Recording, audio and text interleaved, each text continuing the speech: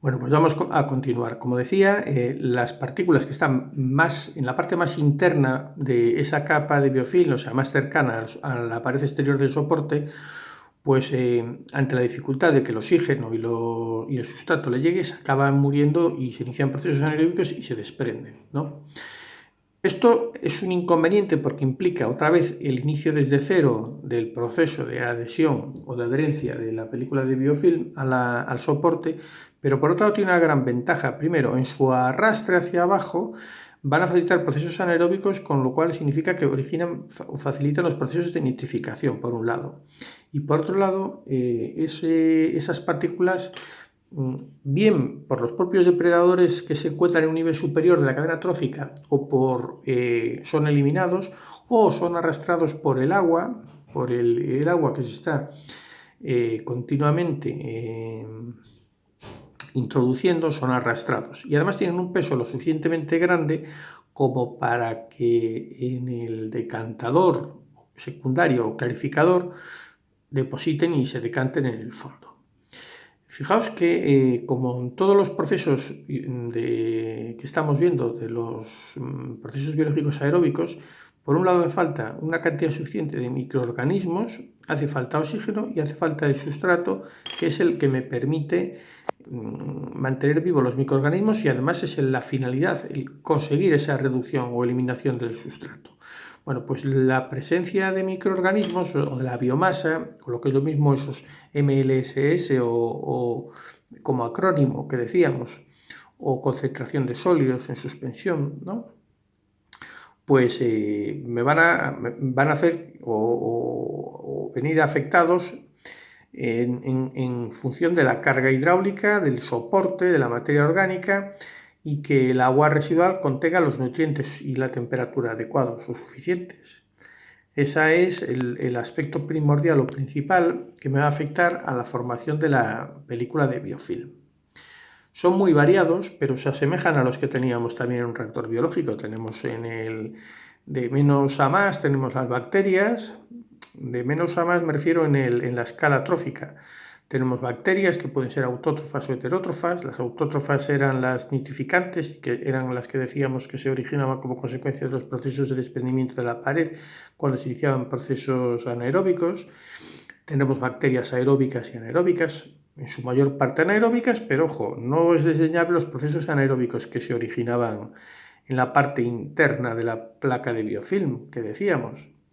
Los hongos, que tienen menor trascendencia y se producen principalmente o tienen un aspecto relevante cuando nos situamos a un pH muy bajo, donde priman sobre las bacterias. La presencia de algas, que es una ventaja y es un inconveniente. La presencia de algas en la superficie es muy positivo, pues porque me aporta oxígeno al reactor, al lecho bacteriano, pero tiene un inconveniente, y es que originan problemas de atascos en los huecos del lecho, y esto implica que la percolación del agua residual a lo largo del lecho de piedras o de plásticos se ve perjudicado. Luego, en principio no es bueno la presencia de algas, o por lo menos la excesiva afluencia de algas, ¿no?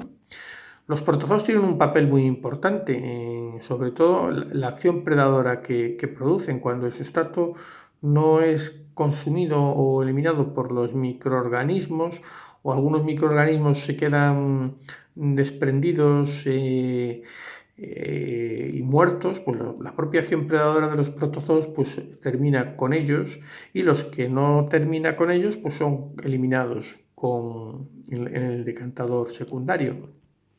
Y luego ya en el orden más alto, el nivel más alto de la cadena trófica, pues tenemos larvas, gusanos, incluso caracoles o babosas, ¿no?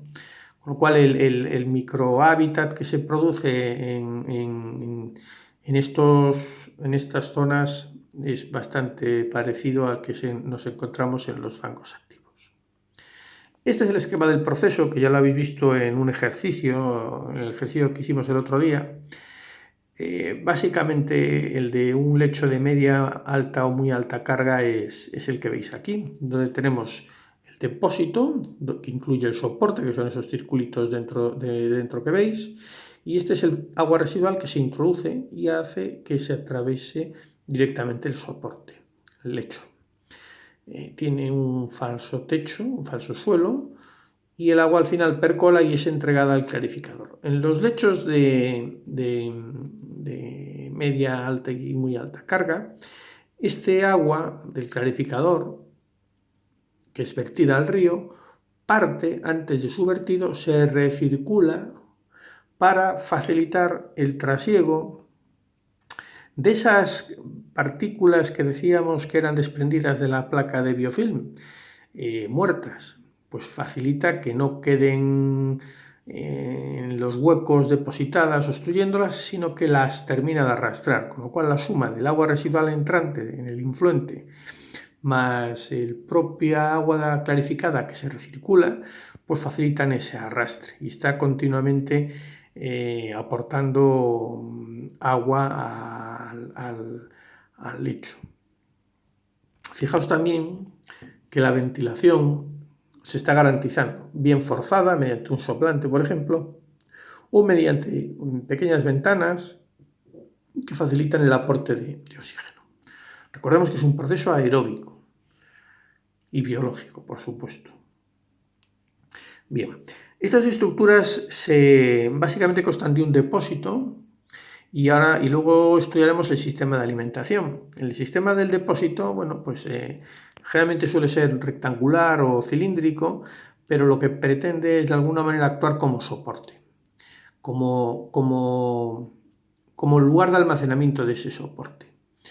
Es un filtro formado por todos los soportes, por todo el material que va a actuar a modo de soporte sobre el que se va a formar la película de biofilm, y tiene un tubo de alimentación por el que penetra el agua residual y es lanzada hacia arriba, y desde arriba es distribuida mediante aspersores. Ya veremos cómo se distribuye ese agua residual dentro de los aspersores. Y abajo tiene un soporte o falso suelo donde, porque si no existiese, realmente lo que está actuando es un soporte o falso suelo del propio material que va a actuar de soporte y que servirá de base para formar esa película de biofilm. Este falso suelo lo que está es soportando, entre comillas, el peso de todos los plásticos o de todas las piedras.